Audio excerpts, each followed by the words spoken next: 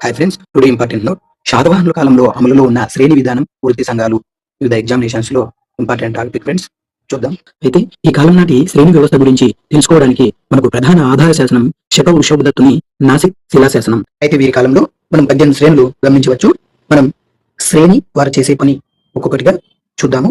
హాలికులు వీరు చేసే పని వ్యవసాయదారులు, సేతి శ్రేణి వ్యాపారులు, శైలవర్ధికులు వారు చేసే పని శిల్పాలు చెక్కేవారు, స్వర్ణకారులు శ్రేణి బంగారు పనులు చేసేవారు, గధికులు వారు చేసే పని సుగంధ ద్రవ్యాలను తయారు చేసేవారు, తిలపిదక శ్రేణి గానుగవాళ్ళు నూనె చేసేవారు, గోపాలురు శ్రేణి గోవులను కాసేవారు, కసకారులు వారు చేసే పని పంజు పని చేసేవారు, ఉదయంతకులు నీటి యంత్రాలు నడిపేవారు, శార్దవాహులు శ్రేణి విదేశీ వర్తకం కొనసాగించేవారు, తులారులు శ్రేణి కుమ్మరులు, కులిక శ్రేణి నేరకునివారు, చమకారులు శ్రేణి చర్మకారులు, మార్దకులు శ్రేణి వాయిద్య గణులు, వసకరులు శ్రేణి నేదరివారు, కుసరణకారులు కంసాలివారు, మాలకారులు శ్రేణి పూల వ్యాపారులు, వధికులు వడ్రంగులు మనం గమనించవచ్చు.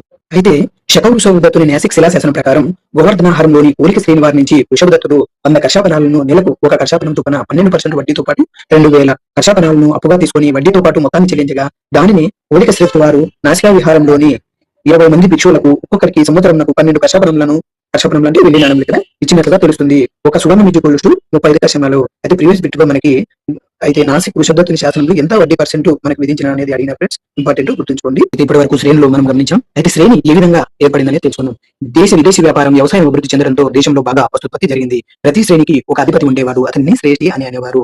ఒక్కొక్క వస్తువును ఒక్కొక్క వర్గం ఉత్పత్తి చేసేది, అది వారి వృత్తిగా అభివృద్ధి చెందింది. ఒక్కొక్క వృత్తిని చేసేవారు ఒక్కొక్క శ్రేష్ఠిగా ఏర్పడ్డారు. గమనించాలి ఫ్రెండ్స్. రాజుచే వసూలు చేయబడే చతుర్థుల పన్ను ఇంపార్టెంట్.